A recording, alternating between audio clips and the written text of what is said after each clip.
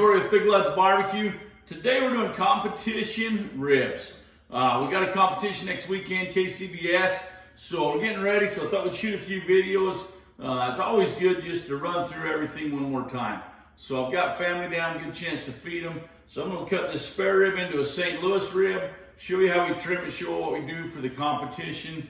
We'll do a brisket tomorrow, we'll do chicken thighs today also, and pulled pork probably Tuesday or something next week. So anyway, competition, you know, you can just do it yourself. It's different how you do it at your house, but if you're looking to go compete, we'll help you out. So that's just a big old spare rib.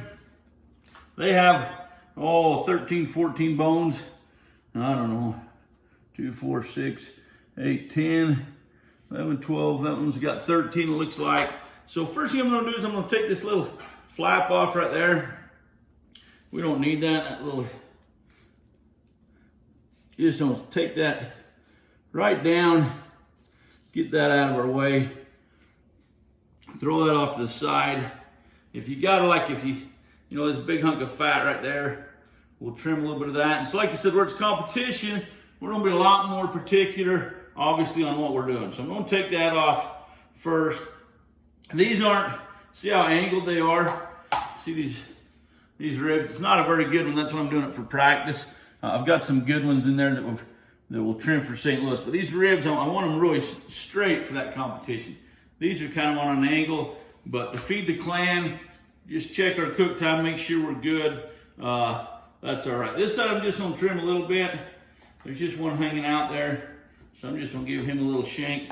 And then I'm gonna find, you wanna find your fourth bone. So 1, 2, 3, if I can count, 1, 2, 3, 4. So that fourth bone, you want to come right to the top of that bone, and you want to run right along there. That's your cut, to cut those into St. Louis ribs. And so I want to run parallel with my bones here. So I'm going to come right over that fourth bone, and I just want to run parallel right with that. And I'm just going to trim that off right there. They're just some nice little rib tips you can make off of that, but I'm going to sit that to the side. And then I want 10 bones that I'm going to work with.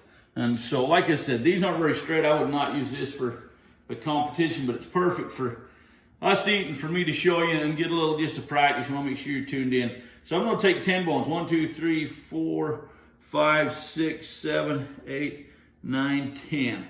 So I'm going to trim that right there. And we'll cook this stuff, we'll feed the clan. But like I said, I'm a little squampish just because those bones are a little jacked up. But now we just want to clean this up a little bit. Make sure we're good and straight. We're going to take that membrane off. There's a little false flap, and I cut some of that off already. I should have cut that first so you can see it. But there's kind of a little false flap right here. You can see the flat line, and then it would have ran wherever my piece went. Anyway, it doesn't matter. But you want to take that off when you're competing. When I'm cooking at home, I don't worry about it. For KCBS, you can do spare ribs, or not spare ribs, you can do baby back ribs or St. Louis. I kind of like the baby backs. I like St. Louis too, but for this, KCBS has kind of gotten bigger into spare ribs, and I don't know, they're good meaty, hold moisture. It's just a good rib. You can do either one for those, though. You can do baby backs or that. I'm going to trim that just a touch more. I don't want to get into that rib much, but there's just that little false cap there that just kind of get out of our way. Now, I'm not going to use this end rib anyway, so it's not life or death. I've got a little bit of that anyway, so you just want to clean up, make sure you're real clean. I'm going to cook at least 4 racks for the competition. I'm only looking for 6 ribs. So I've got to find 6 good ribs. So when I cook those, I'm going to cut the out one side off of each side. That's your little cooker sample, and then deal with the others. So anyway, I'm just looking for 6 good ribs out of, like I said, probably 4 or 5 racks, depending how hungry I am when we're cooking. So anyway, there we go. I'm going to take that membrane off. You guys know how to do that, I'm sure. But you're just going to come down the rib and pop that up. Get your finger underneath there. Use a paper towel if you want. Sometimes they get a little tricky, but you usually just pop those off with your finger, your thumb, and just slide those off. So I'm just gonna come down to that and pull it and slide it right off the end.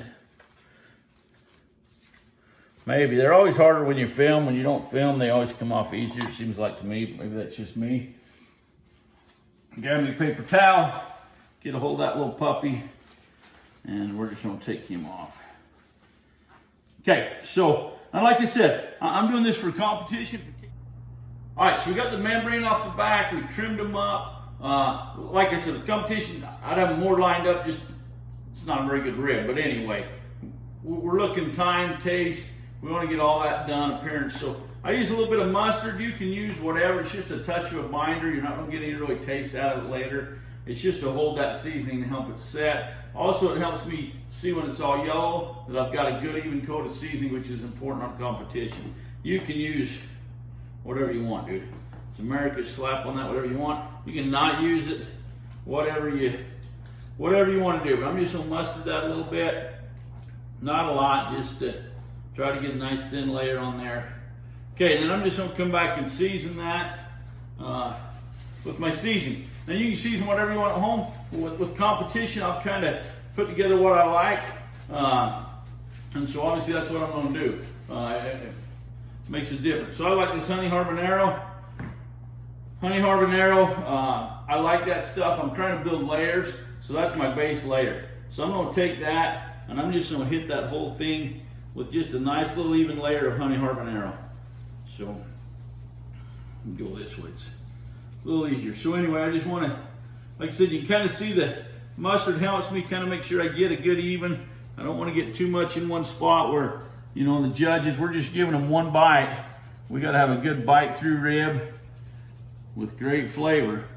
So it's important to get really even. And then this one is just, I've made it up, combined a couple that I like for seasoning for competition. It gives me a good color. I want that good mahogany, kind of a dark rib color. And so I've kind of mixed some a little different ones in that one to give me good color and flavor. You do your best spice, you do you, whatever you want. But I'm just gonna come over the top and hit that. And you can get a pretty good jagged flavor on there for ribs. All right, so that looks pretty even. I don't see any yellow, it's all gone. And I've just got that nice and even. So I'm gonna do the other side, and then we're gonna smoke that at 250 for 2.5 hours. Some people run 275, some 230, whatever. Competition stuff, I wanna run 250 for 2.5 hours, and that should have a good crust. That sets my seasoning so I can do a butter bath. It helps everything get there. Then we'll turn it up 275 to break it down a little more. Competition, you don't want it to fall off the bone. You need to be able to bite through, see your teeth marks, stay on the bone, but be a good tender bite, obviously. So I'm gonna season the other side. I'm gonna put it on the smoker at 250 for 2.5 hours. We'll pick you up in 2.5 hours. All right, so pulled the ribs off the smoker. Those St. Louis, I threw a baby back rib in just because I can, why not? That's lunch, right? So they've been in for 2.5 hours. You can see that rub set. That's nice, that's what we wanted. You know, it's good there. So now we're gonna put them in a butter bath. So we're gonna wrap them in tin foil, put a butter bath on them, cook them another hour, hour and a half. I'm gonna check them in an hour. With competition ribs, we don't want them to fall off the bone. We want a nice tender bite through. These St. Louis have nice meaty ribs. So we're gonna turn them up. Hold on, back up. First things first. I'm gonna dust that a little bit. So I'm gonna hit where the ribs gonna sit. I'm just gonna hit a little honey habanero on that tin foil, and a little shot of my rib mix. So just a little stuff that butter bath will get in that, and it'll kind of mix up nice. So anyway, I'm gonna go upside down now. We've been cooking the meat side up. Now we're gonna go meat down because we want that bath to get in there. Now, I'm gonna pick out, here's Steve Burr. He's my guy that makes my basket. He's a rock star. So he'll clean up all these little edges. When we get done with the final cook, he'll go through and clean all the bones. Here's a little trick, if you want to call it a trick. I give them a little push between each bone. That's gonna help loosen up that cartridge between there. That's gonna help that bone pop out nice, and like just how those judges like. So I'm just gonna push a little bit between each one of those, give it a little push, and just loosen that up a little bit. That should help those bones break through and make it nice. So I'm gonna clean up, like I said, any little junk like that, clean up. When we get done, we'll take and clean those bones really nice, make sure there's nothing you know, out of place. So right now, I'm just gonna hit that little, you like my essential oils, right? Original essential oils. So we got bacon grease in here, butter, brown sugar, and honey. And I'm just gonna get a dip out of that at the bottom so it kind of separates. And I'm just gonna run about a half a cup or so on top of those ribs. And what that does is, you notice I didn't base these at all. And people, everybody's different, man. It's, you do what you do you. It's America, do whatever you want. Some people will baste them every 30 minutes. I shut that lid and let that smoker roll. I did the whole 2.5 hours. I didn't baste them, I didn't spray them, I didn't spritz them, I didn't talk to them, I just let them do their thing. And now this little butter bath is what's gonna help make sure they're not dried out at all, and they won't be, they'll be money. Okay, so I put, what is that? That's 1/4 a cup. So I did 2 of those. So I'm only about just over a half a cup, about 3/4, so 3 of those little dudes. Okay, that's it. I'm gonna wrap that back up tight. I'm gonna double wrap it in case the bone breaks through. And then I'm going back in for another hour, hour and a half. I'm gonna check them in an hour. I'm really not looking for temperature. I mean, they'll say 200, 205 for ribs, but I'm looking how the bones look, how it feels. You wanna poke something between that, see how that meat is. If that's good bite, I'm done. So I'll see you in an hour, hour and a half. All right, so we got those St. Louis ribs out. They look good. Like I said, they weren't the best ribs as far as straight wise. I'd use different competition, but we got them good. We rolled about just over an hour and a half that second time. So total cook time is just over 4 hours. We went 2.5 hours at 250 unwrapped. We wrapped them for an hour and a half, meat side down. Had that great butter bath in them. And now you just want to poke and that should go in. Yeah, see, that's nice. We don't want to fall off the bone, but that's sliding in there good. We'll temp that. So we're, yeah, 196. That's a good temperature. 198. You want that 195 to 205, somewhere in there. 203. Anyway, main thing I'm looking for is how that sticks in. Now we're just gonna slice them. Like I said, for the competition, we're gonna cut exact, and we'll kind of show you that right now. One trick I kind of learned, and I'm just using stubs today. For competition, we'll make our own sauce. So next week I'll make sauce for our ribs. But if you just lay a little thing of sauce down on your cutting board, then when you roll them over to cut them, you won't jack it up. Because if you lay them on that board, so if you just lay a little sauce right there, and then when I flip that over, it's easier to cut, see in the back of the ribs. Then where that rib touches right there won't be so bad. Let me wash my hands real fast. All right, so now we're gonna slice them. I turn it back over, like I said, put a little sauce down so it doesn't mark your sauce. Then you just gonna look at those ribs. We wanna get a nice thick cut for those judges. So you wanna come kind of close to that bone, and that just slices right off. You can tell they're done nice. That's your little chef cut there. Stetson, come here.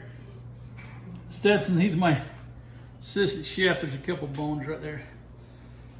So what we're looking for is it, come on in, dude, you're on camera. This is my cousin Stetson.